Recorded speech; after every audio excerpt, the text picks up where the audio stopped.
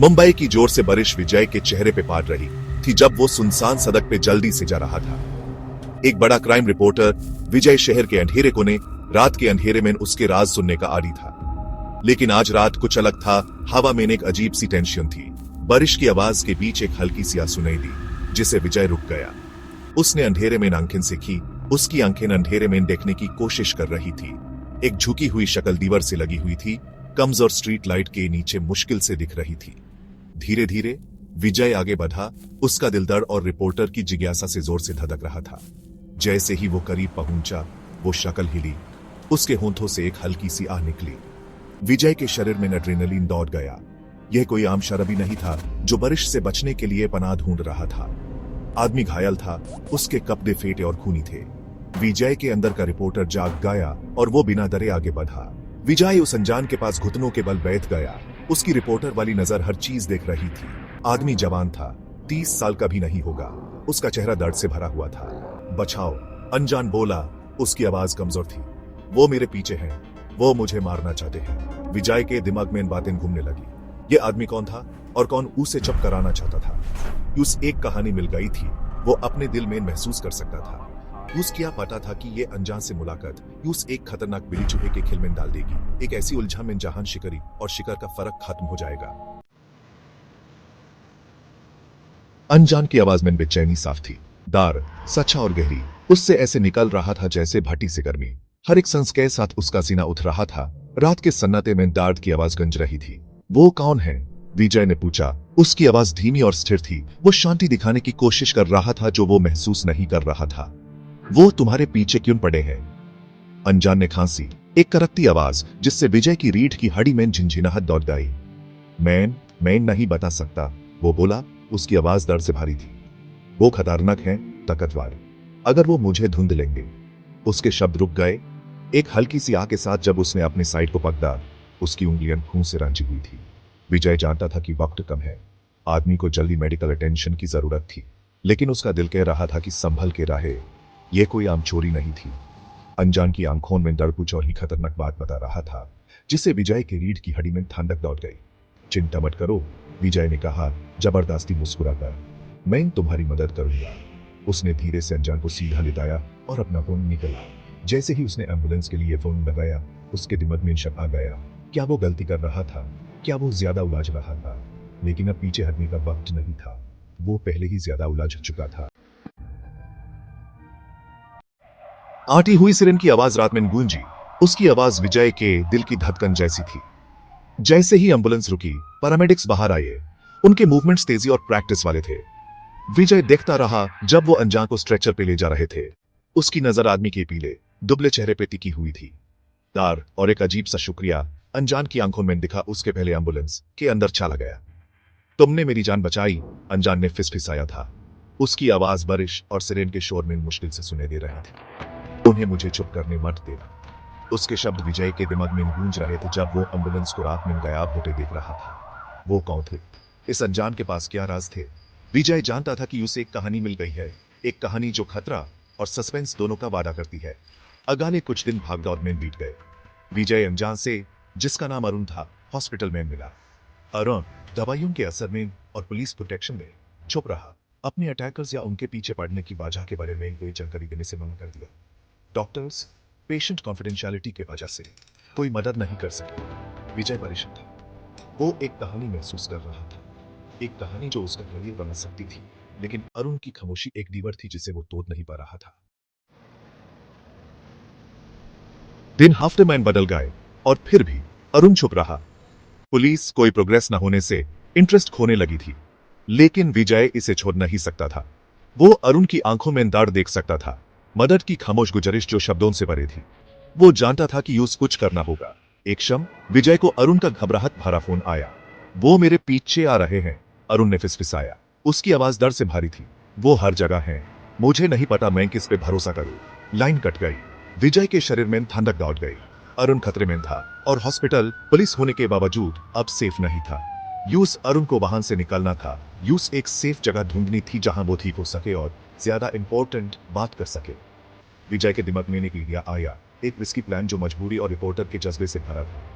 वो अरुण को अपने दोस्त डॉक्टर मेहरा के फार्म हाउस ले जाएगा, मुंबई के बाहर पहाड़ों में निकाला प्रॉपर्टी। यह एक मुश्किल काम था, लेकिन यह एक ऑप्शन था उसके पास। अंधेरे की आड़ में विजय अरुण को हॉस्पिटल से चुन छुपे ले गए। हर कदम के साथ उसका दिल जोर से धड़क रहा था। वो डॉक्टर मेहरा के फार्म हाउस पहुंचे जब सुबह की पहली किरण आसमान को नारंगी और गुलाबी रंग में रंग रही। विजय ने राहत की सांस ली। वो सेफ थे अभी के लिए। फार्म हाउस की शांति हरे भरे पहाड़ों और परिंदों की मधुर आवाज से घिरा अंदर छुपे खतरे को छुपा रहा था। विजय इसे हवा में महसूस कर सकता था, एक टेंशन जो उससे चिपक गई थी। उसने अरुण को यहां लेने के लिए सब कुछ दाव पे लगा दिया था, लेकिन जैसे जैसे दिन रातों में बदलते गए, शक उसके दिल को खा रहा था। क्या उसने सही फैसला लिया था? क्या वो अरुण को बचाने के बजाय उसे जाल में फंसा रहा था? एक रात विजय के सबसे बुरे डर सच हो गए। एक जोर का धमाका रात के सन्नाटे में गूंजा। फार्म हाउस की नींव हिलाकर रख दी। आग नीचे की मंजिल से भटकी, पूरी बिल्डिंग को आग में लिफ्ट कर दिया। धुआं कॉरिडोर्स में भर गया, हवा को घोता रहा था और सांस लेना मुश्किल कर रहा था। विजय घबरा गया और धुएं से भरे हॉलवे से भागकर अरुण के कमरे की तरफ गया। उसने डॉक्टर मेहरा को पाया। उसका चेहरा दर्द से भरा हुआ था। अरुण के दरवाजे का लॉक खोलने की कोशिश कर रहा था। वो यहाँ है, डॉक्टर मेहरा ने हाँफता हुआ कहा। उसकी आवाज आग के शोर में मुश्किल से सुनाई दे रही थी। उन्होंने घर में आग लगा दी है। हमें अरुण को यहां से निकालना होगा। दुनिया आग की लपटों, घोटने वाले धुएं और जलते हुए लकड़ी की बदबू के भयंकर सपने में बदल गई थी। विजय, जिसके पैरों में दर्द हो रहा था, खांस रहा था जब वो आखिरकार अरुण का दरवाजा तोड़ने में कामयाब हो गया। इंदर, अरुण बेहोश पड़ा था, धुएं से बेहोश हो गया था।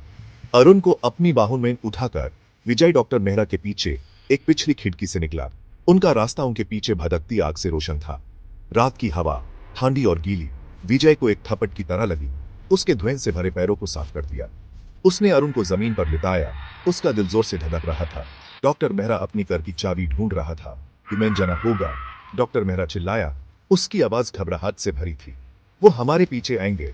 जैसे ही उसने कहा, दूर से हेडलाइट्स दिखाई दिए। अंधेरे में बुरी नजर की तारा। इंजन की आवाज तेज होती गई, करीब आती गई। विजय के शरीर में ठंडक दौड़ गई। वो फंस चुके थे। डॉक्टर मेहरा को आखिरकार अपनी चाबियां मिल गई और वो करता लॉक खोलने लगा।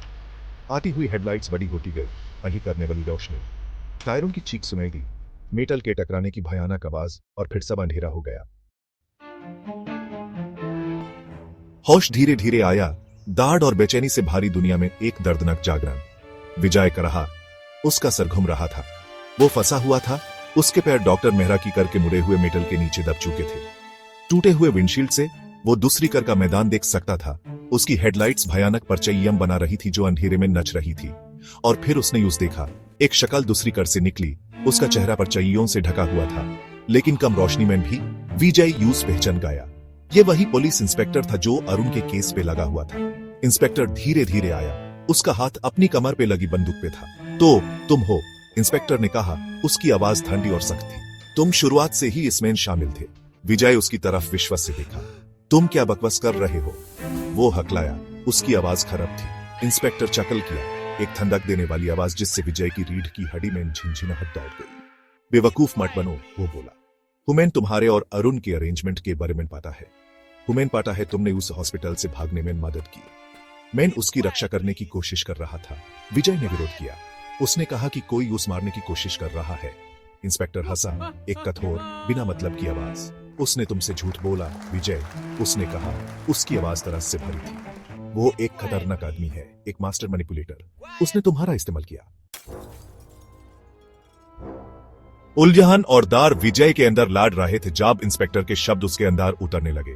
तुम क्या बकवास कर रहे हो? उसने पूछा। उसकी आवाज कांप रही थी। अरुण कौन है? इंस्पेक्टर ने आभारी, जैसे वो एक बोझ से थक चुका हो जिसे वो और नहीं उठा सकता था। वो करके टुकड़ों के पास घुटनों के बल बैठ गया।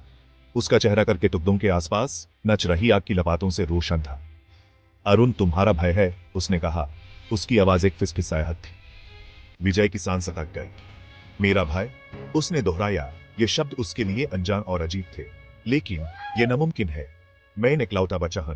इंस्पेक्टर ने दुख से सिर हिलाया। तुम्हारे पेरेंट्स ने तुम्हें उसके बारे में कभी नहीं बताया, उसने कहा। उन्हें शर्म थी कि वो क्या बन गया था। वो हमेशा एक परेशान बच्चा था, हिंसा के प्रति झुकाव रखता था। तुम्हारे पेरेंट्स के मरने के बाद वो गायब हो गया। उम्मीद लगा वो मर गया है, लेकिन क्यों क्यों यूं मारने की कोशिश? विजय ने पूछा। उसकी आवाज बहुत से इंस्पेक्टर बिल्कुल उसकी आवाज धीमी और कुछ तरह से थी। अरुण कई लोगों की मौत का जिम्मेदार है विजय, उसने कहा। वो एक राक्षस है, यूं रोकना था। इंस्पेक्टर का हर शब्द एक बार की तरह लगा। विजय की दुनिया को लाखों टुकड़ों में तोड़ रहा था। अरुण, वो अनजान जिसके मदद करने की उसने कोशिश की थी, उसका भय था एक खूनी। और वो विजय, उसके खतरनाक खेल में एक मोहरे के अलावा कुछ नहीं था। उसके ऊपर घृणा की लहार दौड़ गई। धोखा देने का कड़वा स्वाद उसके गले में उठ रहा था। क्यों? विजय बोला। उसकी आवाज एक टूटी हुई फिसफिसाहट थी। क्यों? उसने मुझे नहीं बताया कि वो कौन था। इंस्पेक्टर की नजर नरम हो गई। उसकी आंखों में दया की एक झलक थी। वो देखना चाहता था कि क्या तुम फिर भी उसकी मदद करोगे, उसने कहा। उसकी आवाज भड़कती आग के शोर में मुश्किल से सुने दे रही थी। वो जानना चाहता था कि क्या उसमें अभी भी कुछ अच्छा बाकी है। क्या तुम उस राक्षस के पार देख सकते हो जो वो बन गया है? लेकिन बहुत देर हो चुकी थी। सच एक भयानक कीमत पर आया था। डॉक्टर मेहरा ड्राइवर सीट पे मारा पड़ा था। उसकी बेजान आंखें रात में खाली देख रही थी। और विजय फंसा हुआ और घायल, खून बहा रहा था। उसकी जान धीरे धीरे निकल रही थी। आग करके टुकड़ों के आसपास नच रही थी। उनकी गर्मी उसकी त्वचा को जला रही थी। उसने आंखें बंद कर ली। उसके भय के धोखा का बोझ उस दबा रहा था। उसने एक कहानी ढूंढी थी, एक स्कूप जो उसका करियर बना देता। इसकी बजाय ये यूस अपनी मौत मिल गई। अंधेरा यूस निकलने से पहले उसने जो आखिरी चीज देखी वो थी इंस्पेक्टर की चिन्ह, गहरी दुख से इस सब की त्रासदी का खामोश सबूत। वो रिपोर्टर जिसने अपनी जिंदगी सच को उजागर करने में लगाई थी, वो उसका शिकार हुआ। उसकी अपनी कहानी पर के राज में, वो सच की बात नहीं कर